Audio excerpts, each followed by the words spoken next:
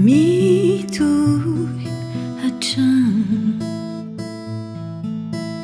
ny fanarahako anao,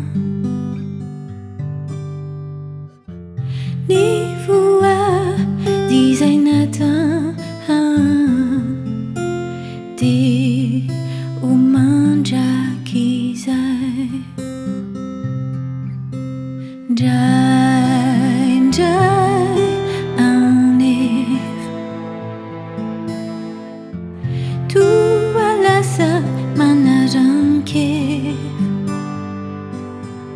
lasa tsy anjery izay hatao ny hafanam-potsy aho. Tompo hiverina, mifona mibebaka amina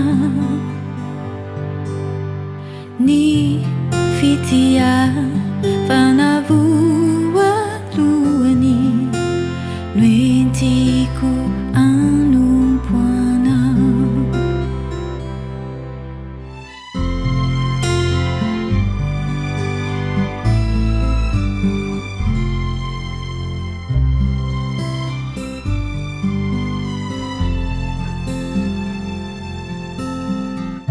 Izay rehetra tao dia ampitiavanao anao, ny antom-pisiko dia very ao raha tsy eo ianao. Aoko fantatro izay ohatriny androko,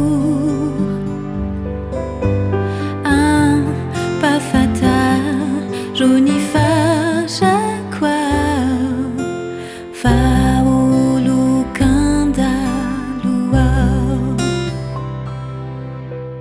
Tompo hiverina, mifona mibebaka aminao